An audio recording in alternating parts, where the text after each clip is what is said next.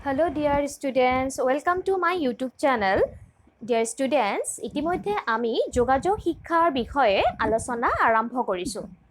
যে যোগাযোগ শিক্ষা কি যোগাযোগ শিক্ষা ব্যৱস্থা বুলিলে আমি কি বুজো যোগাযোগ শিক্ষা ব্যৱস্থা কেতিয়াৰ পৰা আৰম্ভ হৈছিল আৰু কিমান চনত কোনে কৰিছিল হয়নে এই সম্পৰ্কে আমি আলোচনা কৰিছো আগৰ তো ইয়াত আমি জানো যোগাযোগ শিক্ষা কোনে আৰম্ভ কৰিছিলে আইজাক পিটমেনে কিমান চনত কৰিছিলে 1840 চনত আৰু ইয়াৰ পিছতে 1840 চনৰ পিছত 1898 চনত সুইডেনত আকৌ কৰিছিলে কোনে হান্স এণ্ড হাৰ্মট আৰু হান্স এণ্ড হাৰ্মটে উপস্থিত নথকা ছাত্ৰ ছাত্ৰীসকলৰ বাবে কি কৰিছিলে পাঠ্যক্ৰমসমূহ কিহৰ পাঠ্যক্ৰম যোগাযোগ শিক্ষা ব্যৱস্থাৰ যি পাঠ্যক্ৰম আছে এই পাঠ্যক্ৰমসমূহ যাতে ছাত্ৰ ছাত্ৰী ঘৰত বহিয়ে অধ্যয়ন কৰিব পাৰে তাৰ ব্যৱস্থা কোনে কৰিছিলে সুইডেনৰ হান্স এণ্ড হাৰ্মটে কৰিছিলে ইয়াৰ পিছত পাইছিলো যে আমাৰ ভাৰতবৰ্ষত কেতিয়া যোগাযোগ শিক্ষা আৰম্ভ কৰা হৈছে 1962 মানে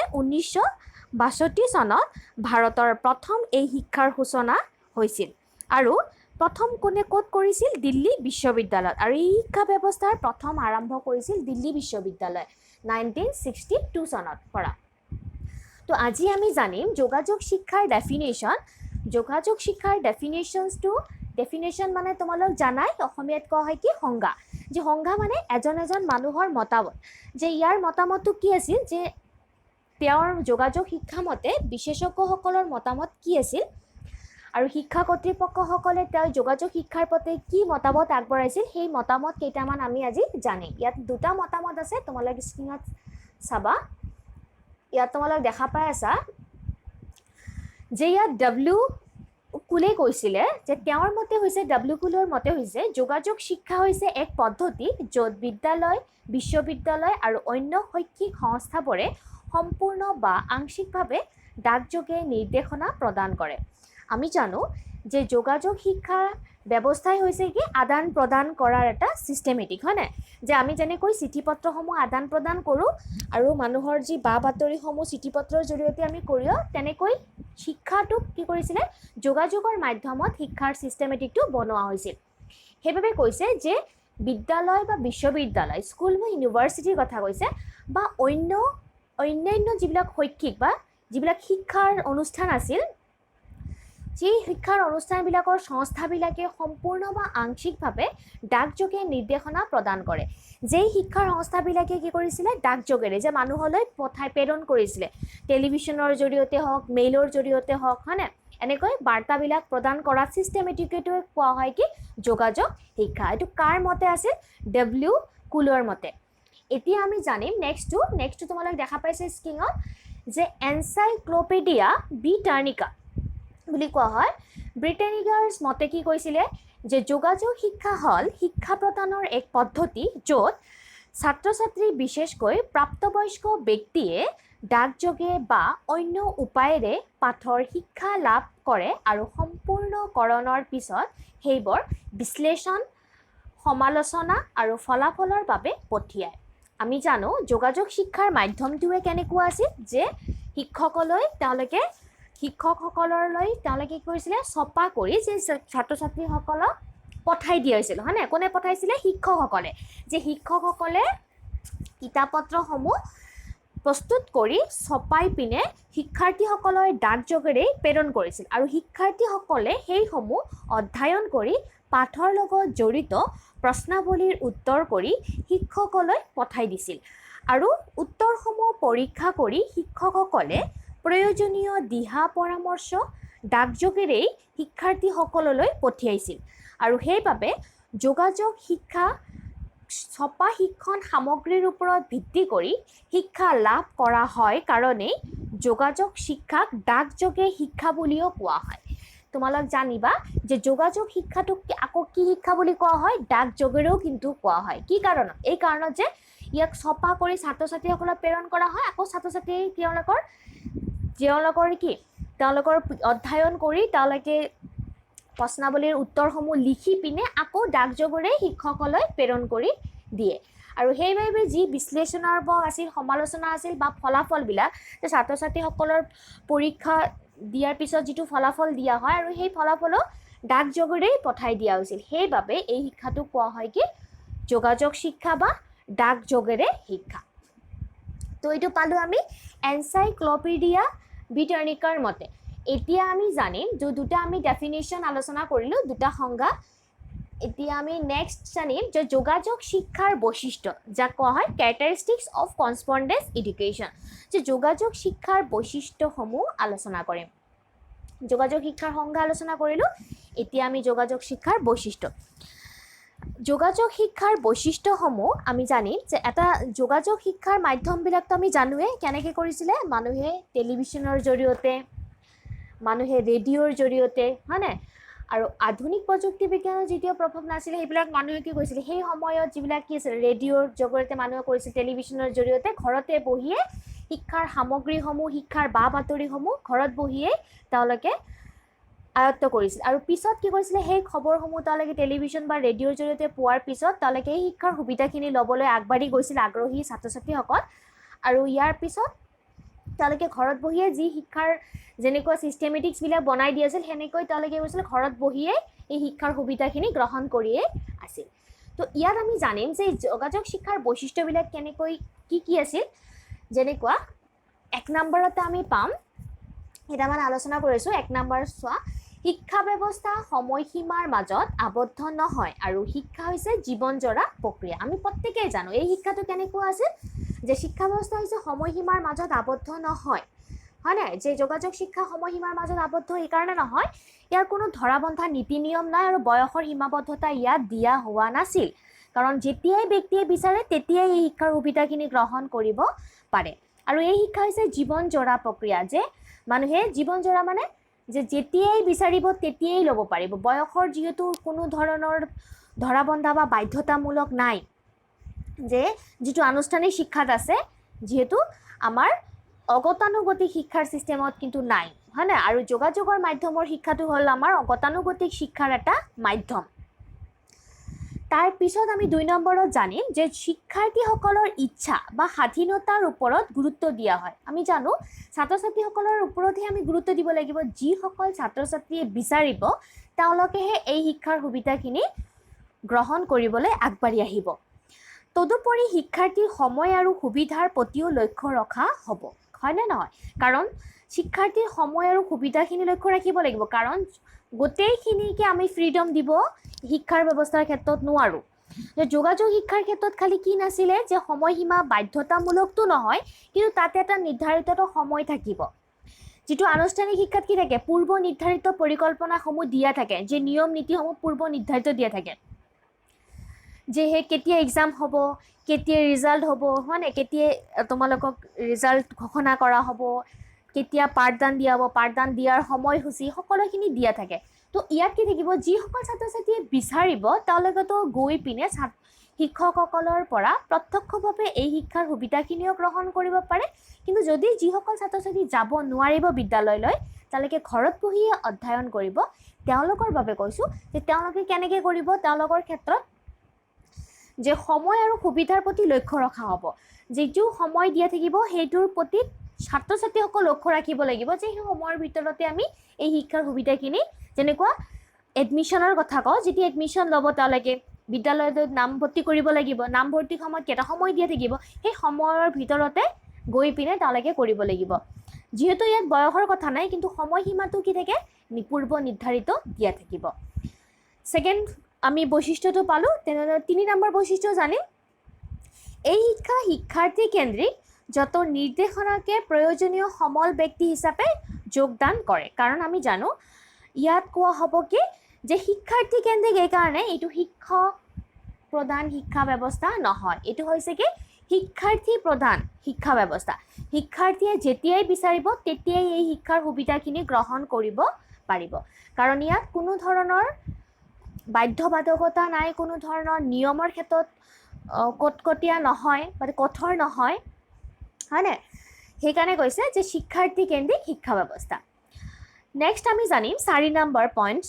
4 নম্বৰ পইণ্ট আমি আলোচনা কৰিম যে শিক্ষাৰ্থীয়ে নিজৰ প্ৰয়োজন মতে আৰু নিজৰ ইচ্ছা অনুযায়ী এই শিক্ষাৰ সুবিধাখিনি গ্ৰহণ কৰিব পাৰে। ইয়াত কোনো ধৰণৰ বয়সৰ সময়সীমা বান্ধি দিয়া নাথাকে। বাৰে বাৰে এটা কথাই আমি পাই আছোঁ যে ইয়াত কোনো ধৰণৰ বয়সৰ সীমাবদ্ধতা নাই। আমি জানো ইয়াত কোনো ধৰণৰ যেতিয়াই ব্যক্তিয়ে প্ৰাপ্তবয়স্ক যদি মানুহও যদি এই শিক্ষাৰ সুবিধাখিনি গ্ৰহণ কৰিব বিচাৰে, যদি তেওঁৰ ইচ্ছা থাকে তেনেহ'লে তেওঁ এই শিক্ষাৰ সুবিধাখিনি গ্ৰহণ কৰিব পাৰে। সেইকাৰণে কৈছে যে যোগাযোগ শিক্ষাৰ ক্ষেত্ৰত কোনো ধৰণৰ ধৰাবন্ধা নিয়ম নীতি নাই। নেক্সট আমি পইণ্ট জানিম 5 নম্বৰ পইণ্ট, যে শিক্ষা প্ৰদান কৰিবলৈ যথোচিত পৰিৱেশ, দৃশ্য শ্ৰাব্য সঁজুলি ইত্যাদি ব্যৱহাৰ কৰা হয়, যাতে শিক্ষণীয় বিষয়বস্তু আয়ত্ত কৰাৰ ক্ষেত্ৰত শিক্ষাৰ্থীয়ে কোনো ধৰণৰ অসুবিধাৰ সন্মুখীন নহয়। আমি জানো যে শিক্ষাৰ্থীয়ে যেতিয়া শিক্ষা গ্ৰহণ কৰিব তাৰ ক্ষেত্ৰত যদি কোনো ধৰণৰ অসুবিধাৰ সৃষ্টি নহয়, তাৰ বাবে আনুষ্ঠানিক শিক্ষাৰ যি সা সঁজুলিসমূহ যোগান ধৰা হয়, হয়নে, সেই সা সঁজুলিসমূহৰ যোগান কিন্তু আমাৰ যোগাযোগ শিক্ষাৰ ক্ষেত্ৰতো সেই যোগানসমূহ ধৰিব লাগিব, যাতে শিক্ষাৰ্থীৰ শিক্ষা গ্ৰহণ কৰাৰ প্ৰতি যাতে কোনো ধৰণৰ অসুবিধাই দেখা নিদিয়ে, সেইখিনিৰ প্ৰতিও লক্ষ্য ৰাখিব লাগিব। আৰু সেইটো আমি লাষ্ট পালোঁ যোগাযোগ শিক্ষাৰ বৈশিষ্ট্য। তেনেহ'লে বুজি পাইছা যে যোগাযোগ শিক্ষাৰ বৈশিষ্ট্যসমূহ? আশা কৰিছোঁ যে তোমালোক ইয়াত বুজি পাইছা, যিমানখিনি বুজাবৰ চেষ্টা কৰিছোঁ যে যোগাযোগ শিক্ষাৰ ক্ষেত্ৰত আমি কি পালোঁ, কোনো ধৰণৰ নিয়ম নীতি নাই, যি সুবিধাখিনি দিব লাগিব যেনেকৈ আনুষ্ঠানিক শিক্ষাৰ ক্ষেত্ৰত থাকিব, সেইদৰে যোগাযোগ শিক্ষাৰ ক্ষেত্ৰতো সা সুবিধাৰ ক্ষেত্ৰতে হওক বা নিয়ম নীতিৰ ক্ষেত্ৰতে হওক বা পাঠৰ যিবিলাক পাঠভিত্তিক জ্ঞানৰ ক্ষেত্ৰতে হওক, অধ্যয়নৰ ক্ষেত্ৰত কোনো ধৰণৰ অসুবিধা যাতে যোগাযোগ শিক্ষাৰ ক্ষেত্ৰত নাথাকে তাৰ প্ৰতিও লক্ষ্য ৰখা হৈছিল। এইকেইটা আমি পালোঁ যোগাযোগ শিক্ষাৰ বৈশিষ্ট্য। এতিয়া আমি আলোচনা কৰিম যোগাযোগ শিক্ষাৰ উদ্দেশ্য, যে অবজেক্টিভছ অফ কৰেছপণ্ডেন্স এডুকেশ্যন। আগত আমি আলোচনা কৰিলোঁ কেৰেক্টাৰিষ্টিক্সটো, এতিয়া আমি আলোচনা কৰিম অবজেক্টিভছটো। যে বৈশিষ্ট্য কৰিলোঁ, এতিয়া আমি জানিম উদ্দেশ্যখিনি। যে যোগাযোগ শিক্ষাৰ উদ্দেশ্য আমি জানো প্ৰত্যেকে কি আছিল। উদ্দেশ্যটো আমাৰ ভাৰতবৰ্ষত নহয় গোটেই বিশ্বত প্ৰত্যেকজন মানুহে যাতে শিক্ষাৰ সমান অধিকাৰ আয়ত্ত কৰিব পাৰে, যে সমান শিক্ষাৰ সুবিধাখিনি যাতে সকলোৱে পাৰে, তাৰ বাবে এই শিক্ষাৰ সুবিধাখিনি আগবঢ়োৱা হৈছিল। যে যোগাযোগ শিক্ষাৰ সুবিধা বহুত সংখ্যক মানুহৰ জীৱনত যে আনুষ্ঠানিক শিক্ষাই যি বাধা স্বৰূপ বা শিক্ষাৰ ক্ষেত্ৰত বঞ্চিত ৰূপ দাঙি ধৰিছিল, তাৰ অসুবিধাখিনি গুচোৱাৰ বাবে যোগাযোগ শিক্ষাৰ সুবিধাখিনি প্ৰদান কৰা হৈছিল, যাতে মানুহে শিক্ষাৰ ক্ষেত্ৰত কোনো ক্ষেত্ৰতে যাতে শিক্ষাৰ যিটো ছিষ্টেমেটিক তাৰ পৰা যাতে মানুহে পিছুৱাই থাকিব লগা নহয়। যাৰ বাবে কি যে মানুহে শিক্ষাৰ সুবিধাখিনি যেতিয়াই মানুহৰ প্ৰয়োজন অনুভৱ কৰিব তেতিয়াই যাতে শিক্ষাৰ সুবিধাখিনি গ্ৰহণ কৰিব সুবিধা, এনেকুৱা বিদ্যালয় যাতে বা এনেকুৱা শিক্ষাৰ অনুষ্ঠান যাতে মানুহে সুবিধাখিনি গ্ৰহণ কৰিব পাৰে। সেইবাবে ইয়াত জানিম আমি যোগাযোগ শিক্ষাৰ উদ্দেশ্য। এয়াই হৈছে উদ্দেশ্য। যে ইয়াৰ উদ্দেশ্যৰ ভিতৰত আমি এটা এটাকৈ উদ্দেশ্য কম, মই তোমালোকে মনোযোগেৰে শুনিবা। 1 নম্বৰত আমি জানিম যে আনুষ্ঠানিক শিক্ষাৰ পৰিপূৰক হিচাপে সকলো স্তৰৰ লোকৰ বাবে শিক্ষা প্ৰদানৰ ব্যৱস্থা কৰা। যে আমি জানো আনুষ্ঠানিক শিক্ষাৰ পৰিপূৰক হিচাপে আনুষ্ঠানিক শিক্ষাৰ যি নিয়ম নীতি আছে বা আনুষ্ঠানিক শিক্ষাৰ যিটো ছিষ্টেমেটিক ৱাইজ দিয়া হয়, হয়নে, তাত যিসমূহ নিয়ম নীতি আগতে বান্ধি দিয়ে থাকে, যেনেকৈ ছিষ্টেমেটিক ৱাইজ দিয়া হয়, ছাত্ৰ ছাত্ৰীক পঢ়া শুনা শেষ হোৱাৰ পিছত তেওঁলোকক মানপত্ৰসমূহ দিয়া হয়, হয়নে, যে সেইসমূহ যাতে যোগাযোগ শিক্ষাৰ ক্ষেত্ৰতো আছিল। আৰু সেইসমূহ যোগাযোগ শিক্ষাৰ ক্ষেত্ৰত দিয়াৰ বাবে মানুহে কি কৰিব পাৰিছিল, আনুষ্ঠানিক শিক্ষা আহৰণ কৰা যিসকল ব্যক্তিয়ে শিক্ষা আহৰণ কৰাৰ পিছত এজন নিজকে শিক্ষিত ব্যক্তি হিচাপে পৰিচিত দিব পাৰিছিল আৰু নিজকে এজন যোগ্য ব্যক্তি হিচাপে প্ৰত্যেক মানুহে জানিছিল যে এজন শিক্ষিত ব্যক্তি, তো যোগাযোগ শিক্ষা আহৰণ কৰাৰ পিছতো মানুহে কি কৰিব পাৰিছিল, যে এজন শিক্ষিত ব্যক্তি হিচাপে নিজকে পৰিচিত কৰিব পাৰিছিল। যাতে যোগাযোগ শিক্ষাৰ ক্ষেত্ৰতো এই সুবিধা বা এই উদ্দেশ্যটো আগত ৰাখি যোগাযোগ শিক্ষাৰ সুবিধাখিনি প্ৰত্যেক মানুহৰ বাবে আগবঢ়োৱা হৈছিল। তাৰপিছত 2 নম্বৰো আমি আলোচনা কৰিম যে শিক্ষাৰ্থীৰ বয়স, বিষয় নিৰ্বাচন আৰু মূল্যাংক ব্যৱস্থা আদি নমনীয় দৃষ্টিভংগী গ্ৰহণ কৰি ইচ্ছুক ব্যক্তিক শিক্ষা লাভতো সহায় কৰিছিল।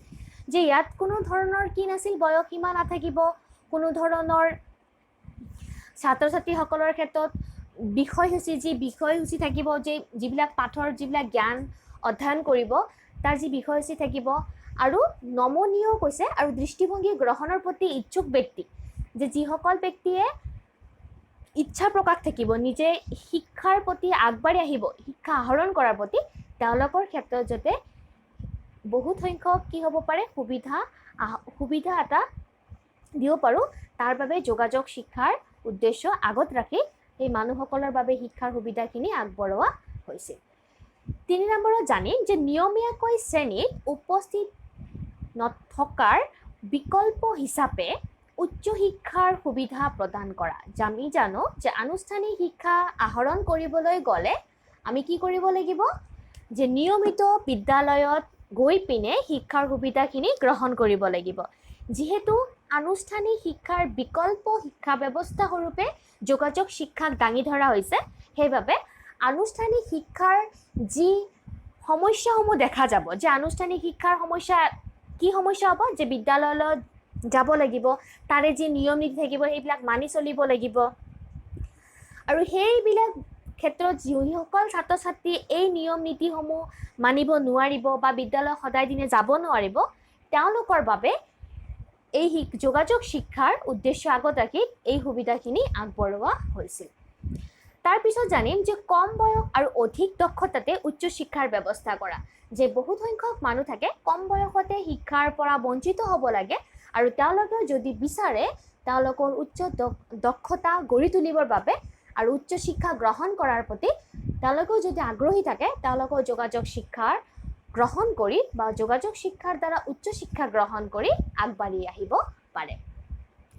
নেক্সটত আমি জানিম 5 নম্বৰ পইণ্টত বিভিন্ন কাৰণত ভৰ্তি হ'ব নোৱাৰা শিক্ষাৰ্থীসকলক শিক্ষা প্ৰদান কৰা সুবিধা আগবঢ়োৱা হয়। যিসকল ছাত্ৰ ছাত্ৰীয়ে আনুষ্ঠানিক শিক্ষাত ভৰ্তি হ'ব নোৱাৰে, যিহেতু আনুষ্ঠানিক শিক্ষাত কি থাকে, বয়সৰ সীমাবদ্ধটো বান্ধি দিয়া থাকে, হয়নে, যে বয়সৰ সীমাবদ্ধটো বান্ধি দিয়া থাকে, যে ইমানখিনি বয়সৰ ভিতৰতে ছাত্ৰ ছাত্ৰী কি আছিল, আমি পাইছিলোঁ নহয় প্ৰাথমিক শিক্ষাৰ পথত প্ৰাথমিক শিক্ষা, তাৰপিছত নিম্ন মাধ্যমিক, উচ্চ মাধ্যমিক, এটা বয়স নিৰ্ধাৰিত থাকিব, যে ইমান বয়সৰ পৰা যে 6 বছৰৰ পৰা 11 বছৰলৈকে কি থাকিব, ছাত্ৰ ছাত্ৰীসকলৰ প্ৰাথমিক শিক্ষা, হয়নে, আৰু এই প্ৰাথমিক শিক্ষা 6 বছৰৰ পৰা আমি ক্লাছ 1ৰ পৰা ক্লাছ 5লৈকে পঢ়িবলৈ হ'লে 6 বছৰৰ পৰা 10 বছৰৰ ভিতৰত কমপ্লিট কৰিব লাগিব, হয় নাই। সেইবাবে কৈছে যে এইখিনি বয়স পাৰ হৈ যোৱা যিসকল ছাত্ৰ ছাত্ৰী আছে, যে কিছুমান ল'ৰা ছোৱালী আছে কিমান 12 বছৰ হৈ গৈছে বা 14 বছৰ বয়স হৈ গৈছে, কিন্তু উপযুক্ত সময়ত তেওঁলোকে কি কৰিব পৰা নাই, আনুষ্ঠানিক শিক্ষাৰ সুবিধাখিনি গ্ৰহণ কৰিব পৰা নাছিল। যে তেওঁলোকৰ যদি বিচাৰে, যে তেওঁলোকৰ যদি বয়স 16 বা 17 বা 20+ হৈছে, হয় নাই, তেওঁলোকৰ যদি বিচাৰে যে আমি শিক্ষাৰ সুবিধা গ্ৰহণ কৰিব, যে এতিয়া শিক্ষাৰ প্ৰয়োজনখিনি যদি বুজি পায়, তেওঁলোকৰ যদি শিক্ষাৰ ক্ষেত্ৰত আগবাঢ়ি আহিব বিচাৰে, তেনেহ'লে যোগাযোগ শিক্ষাৰ এই সুবিধাখিনি গ্ৰহণ কৰি তেওঁলোকক আগবাঢ়ি আহিব পাৰে। এইটো এটা যোগাযোগ শিক্ষাৰ উদ্দেশ্য পালোঁ। তেনেহ'লে যোগাযোগ শিক্ষাৰ উদ্দেশ্য আমি 5টা আলোচনাই কৰিলোঁ। আশা কৰিছোঁ যে যোগাযোগ শিক্ষাৰ উদ্দেশ্যখিনিও বুজি পাইছা। এতিয়া আমি আলোচনা কৰিম মেৰিটছ এণ্ড ডিমেৰিটছ অফ কৰস্পণ্ডেঞ্চ এডুকেশ্যন, যে যোগাযোগ শিক্ষাৰ সফলতা আৰু বিফলতা। যে আমি এতিয়া যিখিনি বৈশিষ্ট্যত আলোচনা কৰিলোঁ, উদ্দেশ্যত আলোচনা কৰোঁ, তাৰ দ্বাৰাই তোমালোকৰ মনত এটা ধাৰণা আহি গৈছে যে যোগাযোগ শিক্ষা কি, যোগাযোগ শিক্ষাৰ তাত কি কি সুবিধা হ'ব পাৰে আৰু তাত কি কি অসুবিধা দেখা দিব পাৰে, হয় নাই। যে যোগাযোগ শিক্ষাৰ সুবিধা আমি কি পালোঁ, উদ্দেশ্যৰ ক্ষেত্ৰত যিখিনি কথা পালোঁ বা বৈশিষ্ট্যৰ ক্ষেত্ৰত যিখিনি কথা পালোঁ, এইবিলাকতো আমি সুবিধাৰ্থেবিলাকেই জানিলোঁ, হয় নাই। কিন্তু আমাৰ মেইনলি হৈছে বিফলতাবিলাক কি আছিল, বিফলতাবিলাক কি আছিল, যে মেৰিটছ এণ্ড ডিমেৰিটছ, ভাল আৰু বেয়া দুটা বস্তু এতিয়া আমি জানিম। যে ভাল কি দিশ আছিল, যে জীৱনব্যাপী শিক্ষা আহৰণৰ কাৰণত সুযোগ প্ৰদান কৰে, এইটো এটা 1 নম্বৰ পইণ্টত পাম। যেনেকুৱা জীৱনব্যাপী শিক্ষা আহৰণৰ কৰা সুযোগ প্ৰদান কৰে, যে মানুহৰ যদিও বয়স যেতিয়াই বিচাৰিব তেতিয়া, যে আমি যেতিয়াই যিমান বয়সে নহওক কিয়, যেতিয়াই আমি শিক্ষাৰ সুবিধা বা শিক্ষাৰ প্ৰয়োজনখিনি উপলব্ধি কৰিব পাৰিম, তেতিয়াই শিক্ষাৰ সুবিধাখিনি গ্ৰহণ কৰিব পাৰোঁ। ইয়াত কোনো ধৰণৰ বাধ্যবাধকতা বা কোনো ধৰণৰ কটকটীয়া নিয়ম নীতি নাই। সেইটো এটা কি ভাল, হয় নাই, সেইটো এটা আমি কি পালোঁ, যোগাযোগ শিক্ষাৰ সফলতা। তাৰপিছত আমি যোগাযোগ শিক্ষাৰ আন এটা সফলতা ক'ম যে অৱসৰ সময়ত সুস্থভাৱে পালনত সহায় কৰে। আমি জানো যে যিসকল মানুহৰ বয়স বেছি হৈ যাব তেওঁলোকেও যদি বিচাৰে যে উপযুক্ত বয়সত যেতিয়া আমি শিক্ষা গ্ৰহণ কৰিব পৰা নাই এতিয়া অৱসৰ বয়সতে শিক্ষাখিনি গ্ৰহণ কৰোঁ তেওঁলোকেও এই শিক্ষাৰ সুবিধাখিনি গ্ৰহণ কৰিব পাৰে। এইটো এটা সফলতা ভাল প্ৰত্যেক মানুহৰ বাবে যিহেতু নিজৰ ইচ্ছা অনুযায়ী আৰু যেতিয়াই বিচাৰিব তেতিয়াই শিক্ষাৰ সুবিধা গ্ৰহণ কৰিব পাৰে। আন এটা আছে যে 3 নম্বৰ পইণ্টত জানি যে বিভিন্ন নতুন নতুন শিক্ষণ পদ্ধতিৰ দ্বাৰা পাঠ্যক্ৰম আকৰ্ষিত কৰি শিক্ষাৰ্থীৰ মনত আগ্ৰহ জগাই তুলিব পাৰে।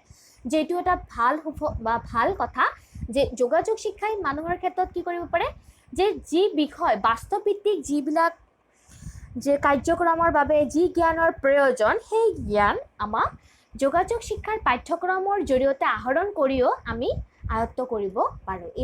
আৰু এইটো হ'ল এটা সফলতা। আন এটা আলোচনা কৰিম 4 নম্বৰতে যে শিক্ষাৰ্থীয়ে সুদক্ষ শিক্ষকসকলৰ বিভিন্ন আলোচনা আদিৰ পৰা জ্ঞান লাভ কৰিব পাৰে। যে সুদক্ষ কাক কৈছে শিক্ষকসকলৰ কথা কৈছে যে ভাল শিক্ষকসকলৰ যি জ্ঞান হয় নাই যে ছাত্ৰ ছাত্ৰীসকলে আনুষ্ঠানিক বিদ্যালয়বিলাকত গৈ পিনে এজন নিৰ্দিষ্ট শিক্ষকৰ জৰিয়তে যেনেকৈ ক্লাছ প্ৰত্যক্ষভাৱে কি কৰিব পাৰে ক্লাছৰুমত বহি পিনে প্ৰত্যক্ষভাৱে ডাইৰেক্ট ফেচ টু মানে কি কৰিব পাৰে ছাত্ৰ ছাত্ৰীসকলে শিক্ষকৰ পৰা কি কৰিব পাৰে ফেচ টু ফেচ বহি পিনে হয় নাই সন্মুখাসন্মুখীকৈ বহি পিনে শিক্ষা আহৰণ কৰিব পাৰে। যিহেতু আনুষ্ঠানিক শিক্ষাৰ পৰা বঞ্চিত ছাত্ৰ ছাত্ৰীসকলৰ যোগাযোগ শিক্ষাৰ কথা কৈছে হয় নাই যে বঞ্চিতসকল মানুহে যোগাযোগ শিক্ষাৰ সুবিধাখিনি গ্ৰহণ কৰিব পাৰে যে তেওঁলোকক কৈছে তেওঁলোকেও যদি বিচাৰে তেওঁলোকেও এই সুদক্ষ শিক্ষকসকলৰ যি জ্ঞান প্ৰদান কৰে সেই জ্ঞান তেওঁলোকেও ঘৰত বহিও আহৰণ কৰিব পাৰে যদি বিচাৰে বিদ্যালয়ত গৈ পিনেও প্ৰত্যক্ষভাৱে এই জ্ঞান আহৰণ কৰিব পাৰে। এইটো এটা আমি কি জানিলোঁ সফলতা। আমি 4টা সফলতা আলোচনা কৰিলোঁ। এতিয়া আমি বিফলতা আলোচনা কৰিম।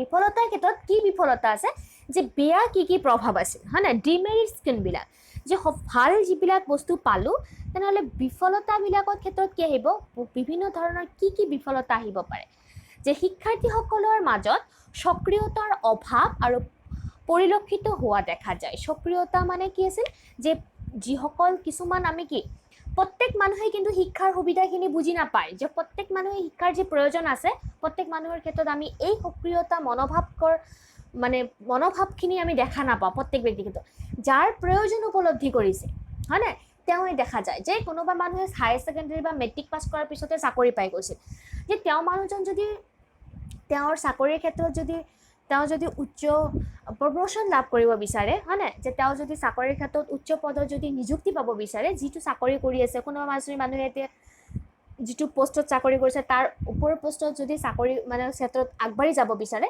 তাৰ বাবে কি লাগিব তেওঁ এজন যোগ্য ব্যক্তি হ'ব লাগিব। তাৰ বাবে হয়তো তেওঁৰ উপযুক্ত ডিগ্ৰী নাই সেইবাবে তেওঁ এটা কি কৰিছে সেই উপযুক্ত পোষ্টৰ মানে পৰ্যায়টো যাবৰ বাবে তেওঁ বঞ্চিত হৈ আছে। তেওঁ যদি বিচাৰে তেওঁ কি কৰিব পাৰে যোগাযোগ শিক্ষাৰ সুবিধাখিনি গ্ৰহণ কৰি আগবাঢ়ি যাব পাৰে। সেইটো হ'ব আগবাঢ়ি যোৱাটো হ'ব কি তেওঁৰ বাবে এটা সফলতা। কিন্তু এইটো তেওঁ প্ৰয়োজন কৰিছে বাবেহে তেওঁ আগুৱাই গৈছে। কিন্তু সেইবিলাক কি যিসকল মানুহে শিক্ষাৰ ক্ষেত্ৰত আগবাঢ়ি অহাই নাই সেই মানুহবিলাকৰ ক্ষেত্ৰত কিন্তু তেওঁলোকে প্ৰয়োজন বোধ কৰা নাই হয় নাই যে সক্ৰিয় মনোভাৱ যে প্ৰত্যেক মানুহৰ ক্ষেত্ৰতে ভাল এটা মনোভাৱ যে নাই আমি শিক্ষাৰ ক্ষেত্ৰত পিছুৱাই আছোঁ আমি চাকৰি নকৰিব পাৰোঁ কিন্তু বা মানুহে নিজৰ সেইজন শিক্ষিত ব্যক্তি হিচাপে পৰিচয় দিবলৈ বা নিজকে এজন সুদক্ষ ব্যক্তি হিচাপে ক'বলৈ হ'লেও শিক্ষাৰ প্ৰয়োজন আছে হয় নাই। তো সেই মানুহবিলাকক কিন্তু ক্ষেত্ৰতো আমি দেখা পাওঁ যে বহুত সংখ্যক মানুহে এই শিক্ষাৰ ক্ষেত্ৰত আগুৱাই আহিবলৈ নিবিচাৰে। সেইটো এটা ডাঙৰ অসুবিধা। নেক্সট আমি জানিম অংশগ্ৰহণকাৰী শিক্ষাৰ্থীসকলৰ ওপৰত শিক্ষকৰ ব্যক্তিত্ব আৰু চৰিত্ৰৰ বিশেষ প্ৰভাৱ নপৰে। আমি জানো যে যোগাযোগ শিক্ষাৰ বহুত সংখ্যক ছাত্ৰ ছাত্ৰী আছে যে বিদ্যালয়ত আহি পিনে শিক্ষা আহৰণ কৰিব নোৱাৰে। যিসকল ছাত্ৰ ছাত্ৰী বিদ্যালয় আহিব নোৱাৰিব তেওঁ কোনটো বস্তুৰ পৰা বঞ্চিত হৈ থাকিব যে ছাত্ৰসকলে কোনটো বস্তুৰ পৰা বঞ্চিত হৈ থাকিব শিক্ষকৰ প্ৰত্যক্ষ জ্ঞান অধ্যয়ন কৰাৰ প্ৰতি তেওঁ বঞ্চিত হৈ থাকিব হয় নাই। যিহেতু শিক্ষকৰ যিটো সন্মুখাসন্মুখীকৈ যি জ্ঞান আয়ত্ত কৰিব পাৰিম সেই জ্ঞানটো আমি ঘৰত বহিতো আয়ত্ত কৰিব নোৱাৰিম। ছাত্ৰ ছাত্ৰীসকলক কি কৰিব ডাকযোগেৰে কিতাপ পত্ৰসমূহ প্ৰেৰণ কৰি দিয়া হ'ব আৰু তেওঁলোকে ঘৰতে বহি অধ্যয়ন কৰি আৰু তেওঁলোকৰ যি প্ৰশ্নসমূহ থাকিব উত্তৰ কৰি আকৌ ডাকযোগেৰে শিক্ষকলৈ পঠাই দিব। তাৰ বাবে তেওঁৰ কি থাকিল, তেওঁৰ অসুবিধাটো ক'ত থাকিল যে তেওঁ শিক্ষকৰ সন্মুখাসন্মুখীকৈ প্ৰত্যক্ষভাৱে জ্ঞানখিনি আহৰণ কৰিব নোৱাৰিল, হয়নে? এইটো এটা অসুবিধা, এইটো এটা আমি কি পালোঁ ডিমেৰিটছ। তাৰপিছত আমি আৰু এটা ডিমেৰিটছ আমি জানিম যে শিক্ষাৰ্থীৰ ব্যক্তিগত প্ৰয়োজনৰ প্ৰতি অৱহেলা কৰা দেখা যায়। যে শিক্ষাৰ্থীৰ ব্যক্তিগত প্ৰয়োজনৰ প্ৰতি অৱহেলা কৰা দেখা যায়। আমি জানো যে ব্যক্তিগত যি কাম যিহেতুৰ যি আছে যিহেতু কোনোবাই যি তেওঁলোকৰ ব্যক্তিগত যি প্ৰয়োজন বা ব্যক্তিগত তেওঁলোকে কোনোবাই কোনো কিবা কাম কৰি আছে, হয়নে? তেওঁলোকৰ অৰ্থনৈতিক উপাৰ্জনৰ ক্ষেত্ৰতে যে তেওঁলোকৰ যিটো পাৰ্চনেলিটি, হয়নে? যে ব্যক্তিগত যিটো প্ৰয়োজন, যিবিলাক বস্তুৰ প্ৰয়োজন, এতিয়া কি মানুহৰতো প্ৰত্যেকৰে প্ৰয়োজন কি যে মৌলিক প্ৰয়োজনৰ ভিতৰত যদি আমি বুজাওঁ কি অন্ন বস্ত্ৰ বাসস্থান, আৰু এইকেইটা বস্তুৰ যেতিয়া মানুহৰ প্ৰয়োজনটো আছে, টকা পইচা নাথাকিলে মানুহৰ ক্ষেত্ৰত কি থাকিব বিভিন্ন সমস্যাই দেখা দিব, হয়নে? তো এই প্ৰয়োজনখিনি পূৰাবৰ বাবেও মানুহে কিন্তু শিক্ষাৰ পৰা বহুতখিনি পিছুৱাই থাকিব লগা হয়, যে বঞ্চিত হৈ থাকিব লাগে। টকা পইচা উপাৰ্জনৰ ক্ষেত্ৰত যদি মানুহ আগবাঢ়ি যাব বিচাৰে তেনেহ'লে দেখা যায় বহুত সংখ্যক ল'ৰা ছোৱালীয়ে শিক্ষাৰ পৰা বঞ্চিত, উপযুক্ত সময়ত শিক্ষা আহৰণ কৰিব নোৱাৰে। তো সেইকাৰণে কৈছে যে শিক্ষাৰ্থীৰ ব্যক্তিগত প্ৰয়োজনৰ প্ৰতি অৱহেলা কৰা হয়। যে তেওঁলোকে যদি শিক্ষাৰ ক্ষেত্ৰত আগবাঢ়ি যায় তেনেহ'লে হয়তো তেওঁলোকৰ যি ব্যক্তিগত প্ৰয়োজন, যিখিনি তেওঁলোকৰ পাৰ্চনেলিটি, তেওঁলোকৰ নিডছ, হয় না, যিখিনি তেওঁলোকৰ প্ৰয়োজন, সেইখিনি হয়তো তেওঁলোকৰ প্ৰয়োজনৰ পৰা পিছুৱাই থাকিব লগা হ'ব পাৰে। এইটো এটা যোগাযোগ শিক্ষা আহৰণ কৰিবলৈ গ'লে কি হ'ব পিছুৱাই থাকিব, সেইবাবে এইটো এটা কি হ'ব পালোঁ আমি অসুবিধা, হয়নে? আৰু কি থাকিব যে এইকেইটাই আমি অসুবিধা পালোঁ। তো আমি ইয়াত আলোচনা কৰিলোঁ আজি কি কি যোগাযোগ শিক্ষাৰ সংজ্ঞা, যোগাযোগ শিক্ষাৰ বৈশিষ্ট্য আৰু যোগাযোগ শিক্ষাৰ উদ্দেশ্য আৰু যোগাযোগ শিক্ষাৰ সফলতা আৰু বিফলতা। ডিয়াৰ ষ্টুডেণ্টছ, তেনেহ'লে তোমালোকে আজি যিখিনি মই আলোচনা কৰিলোঁ সেইখিনি তোমালোকে আশা কৰিছোঁ যে বুজি পাইছা। আৰু ইয়াৰ পিছৰ দিনা আমি আলোচনা কৰিম দূৰত্ব শিক্ষা, যাক ইংৰাজীত কি কয় ডিষ্টেঞ্চ এডুকেশ্যন। এইখিনি বিষয়বস্তুলৈ আমি নেক্সট ভিডিঅ'ত আলোচনা কৰিম। আজি যিখিনি ভিডিঅ'ত মই আলোচনা কৰিলোঁ আশা কৰিছোঁ তোমালোকে মনোযোগেৰে শুনিবা আৰু বুজিবৰ চেষ্টা কৰিবা। যদি কিবা অসুবিধা থাকে তেনেহ'লে তোমালোকে মোক মেছেজ কৰি জনাই দিবা। অ'কে, আজিলৈ ৰাখিছোঁ। Thank U.